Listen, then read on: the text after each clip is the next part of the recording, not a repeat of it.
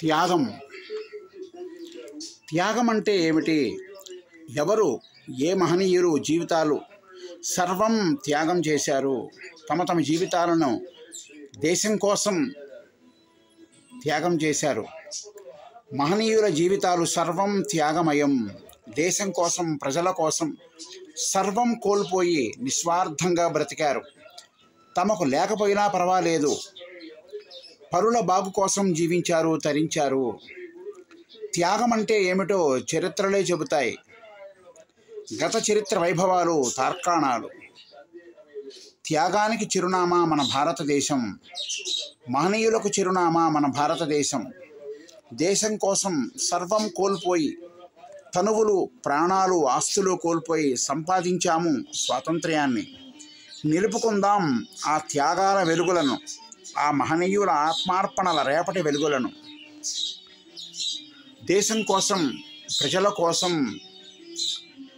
తన పర భేదం లేకుండా తమకున్నదంతా దేశం కోసం త్యాగం చేసి ఎన్నో కష్టాలకు ఓర్చి బ్రిటిషు వారి చేత ఎన్నో దెబ్బలు తిని జైలు జీవితం అనుభవించినా సరే, తొణకక బెణకక తమ ఆస్తులన్నీ కోల్పోయినా సరే భారతదేశం కోసం, భారత స్వాతంత్రం కోసం తమ తమ జీవితాలని హారతి కర్పూరం చేశారు మహనీయులు. వారందరూ ప్రాతస్మరణీయులు. వారి త్యాగాల ఫలితమే నేటి మన స్వాతంత్ర్యం.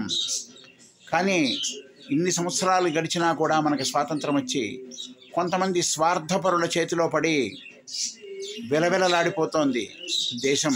కాబట్టి ప్రజలు విలవిలలాడిపోతున్నారు. ఈ భయంకరమైనటువంటి పరిస్థితి నుంచి బయటికి రావాలి. మహనీయుల త్యాగాలను స్మరించుకుంటూ ఎన్ని కష్టాలకు ఓర్చి బ్రిటిష్ వారి దగ్గర నుంచి మనకు స్వాతంత్ర్యం సంపాదించి పెట్టారో, అలాగా పేరు పేరున ఎంతోమంది, వందల మంది మహనీయులు వారి జీవితాలని ఆత్మార్పణం చేసి మనకి స్వాతంత్ర్యాన్ని సముపార్జించి పెట్టారు. కాబట్టి మనం ఆ మహనీయుల అడుగుజాడల్లో నడవాలి. వారి యొక్క త్యాగాలను మరలా మరలా తలుచుకుంటూ వారి యొక్క గొప్పతనాన్ని అందరికీ చాటుతూ ఉన్నతమైన జీవితాన్ని గడిపిన నాడే నిజమైన జీవితంగా మనది, స్వచ్ఛమైన జీవితంగా, ఉన్నతమైన వ్యక్తిత్వంగా నిలబడుతుంది, 10 మంది చేత కొనియాడబడుతుంది. కాబట్టి ఎంతోమంది మహనీయుల త్యాగాల ఫలితమే నేటి మన ఈ సుఖ సంతోషాల పరంపర.